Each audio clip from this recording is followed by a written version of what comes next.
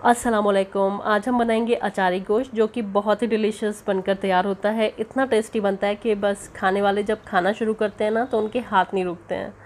बहुत ही टेस्टी बनता है और बनाना आसान भी बहुत होता है। लेकिन अगर हम खाना बनाने से पहले इतनी रिसर्च करते हैं कि क्या बनाया जाए, कैसे बनाया जाए, तो लाइफ पार्टनर चुनने से पहले हमारी ये रिसर्च फीकी क्यों पड़ जाती है। तो अब इस रिसर्च को कीजिए nikahforever.com पर रजिस्टर करके। nikahforever.com है इंडिया की नंबर 1 मुस्लिम मैट्रिमोनी, जहां पर आप सभी को बेहद आसानी से अपने लिए अच्छा रिश्ता मिल सकता है। nikahforever.com आपकी हेल्प करने के लिए पूरी तरीके से तैयार है। तो क्या आप खुद अपनी हेल्प करने के लिए रेडी हैं? तो जाइए रजिस्टर कीजिए nikahforever.com पर। और इधर हम बनाना शुरू करते हैं ज़बरदस्त सा अचारी गोश्त। अचारी गोश्त बनाने के लिए 1 किलोग्राम मैंने यहाँ पर मटन लिया हुआ है। 2 टीस्पून या फिर टेस्ट के अकॉर्डिंग इसमें नमक डाल देंगे और 2 टीस्पून मैं डाल रही हूँ इसमें कुटी हुई लाल मिर्च। 1 टीस्पून लाल मिर्च का पाउडर डाल देंगे और 1.5 टीस्पून मैं इसमें डाल रही हूँ कश्मीरी लाल मिर्च का पाउडर। लाल मिर्च और नमक टेस्ट के अकॉर्डिंग आप एडजस्ट कर सकते हैं। आधा टीस्पून हल्दी का पाउडर डाल देंगे और 2 टीस्पून डाल देंगे इसमें धनिया का पाउडर। 1.5 टेबल स्पून अदरक का पेस्ट, 1.5 टेबल स्पून लहसुन का पेस्ट डाल देंगे और आधा कप डाल देंगे ताज़ा दही। सादा है ये, खट्टा या फिर मीठा नहीं है। और इन सभी इंग्रेडिएंट्स को मिक्स कर देंगे अच्छी तरह से और कम से कम 15 से 20 मिनट के लिए इसको मैरिनेशन के लिए रख देंगे। इधर एक ज़बरदस्त सा अचारी मसाला तैयार कर लेते हैं। एक मिक्सी का जार लेंगे, इसमें 2 टीस्पून साबुत धनिया और 2 टीस्पून मोटी वाली सौंफ डालेंगे और 2 टीस्पून सफ़ेद ज़ीरा डालेंगे।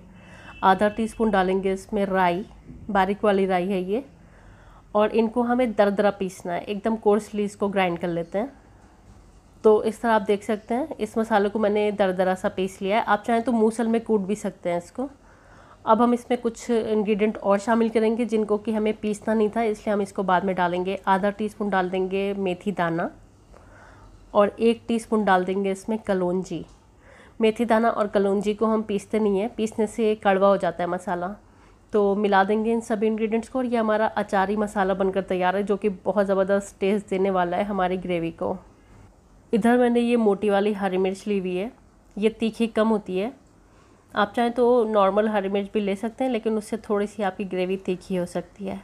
इसको हम बीच से इस तरह से स्लिट कर देंगे, इसमें चीरा सा लगा देंगे और ये जो चीरा हम लगाएंगे इसके अंदर हम चाट मसाले का पाउडर भर लेंगे। मैं यहाँ पर सिंपल चाट मसाला भर रही हूँ, सादा। आप चाहें तो चाट मसाले में नींबू का रस डालकर उसको मिलाकर उसको भी भर सकते हैं। तो इस तरह से सभी मिर्च के अंदर मैंने चाट मसाला भर लिया है, इसको भी रख देते हैं एक साइड में। अब एक प्रेशर कुकर में आधा कप तेल गरम कर लेंगे और तेल के गरम हो जाने पर 1.5 कप यानी कि 3 मीडियम साइज़ की फ़ाइन चॉप की हुई प्याज डाल देंगे और प्याज को हमें हल्का सा सॉफ्ट हो जाने तक फ्राई कर लेना है। बिल्कुल हल्की सी ये पिंकिश होना शुरू होगी, उसके बाद हम इसमें मैरिनेट किया हुआ मटन डाल देंगे। तो यहाँ पर मैंने इसमें मैरिनेट किया हुआ मटन डाल दिया है। अब हमें मटन को अच्छी तरह से हाई फ्लेम पर भून लेना है। जैसा कि हम सभी जानते हैं, मटन को हम जितना अच्छा भूनते हैं उतना ही अच्छा उसमें टेस्ट आता है। तो हाई फ्लेम पर भून लेते हैं 10 से 12 मिनट के लिए, जब तक ऑयल इसमें से अलग नहीं होने लगता है और मसाला हमारा भुन नहीं जाता है। तो आप देख सकते हैं अच्छी तरह से मटन मैंने भून लिया है, मसाला भी भून चुका है और तेल भी सेपरेट होने लगा है इसमें से। इस पॉइंट पर हमें इसमें शामिल कर देना है जो हमने अचार का मसाला तैयार किया था। तो ये पूरा मसाला इसमें इसी टाइम पर हम डाल देंगे और इसी के साथ हमें इसमें टमाटरों का पेस्ट डालना है। तो ये 2 मीडियम साइज़ के टमाटर हैं जिनको मिक्सी में डालकर मैंने एक पेस्ट बना लिया है। अब फिर से इसको भून लेते हैं जब तक ये टमाटरों का पानी ड्राई नहीं हो जाता है और दोबारा से तेल सरफेस पर नहीं आने लगता है, तब तक हम इसको भून लेते हैं। तो इस तरह आप देख सकते हैं टमाटरों का पानी भी ड्राई हो चुका है, दोबारा से तेल सरफेस पर आने लगा है। अब हमें यहाँ पर मटन को गला लेना है, तो मैं इसमें आधा कप पानी डाल रही हूँ। आप ज़रूरत के अकॉर्डिंग इसमें पानी डाल सकते हैं।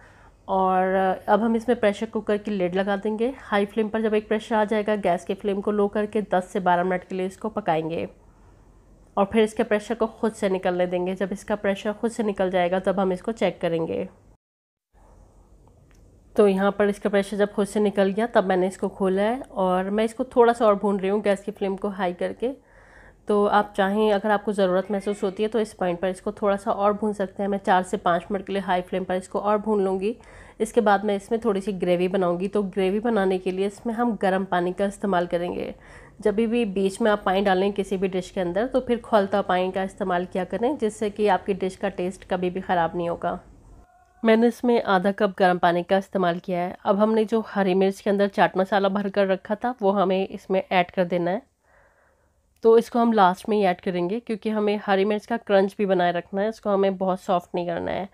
थोड़ा सा ढक देंगे और गैस की फ्लेम को लो करके 7-8 मिनट के लिए इसको पका लेंगे, जिससे कि जो हरी मिर्च है हल्की सी सॉफ्ट होगी। हाँ, कम्प्लीटली कुक नहीं करना है हमें इसको।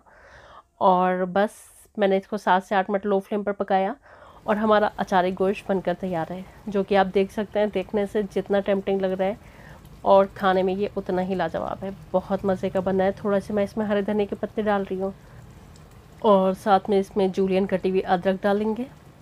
ज़बरदस्त हमारा अचारी गोश्त बनकर तैयार है। तो आप भी अचारी गोश्त की इस आसान और ज़बरदस्त सी रेसिपी को ट्राई करें। मुझे पूरा यकीन है ये डिश आपको बहुत पसंद आने वाली है।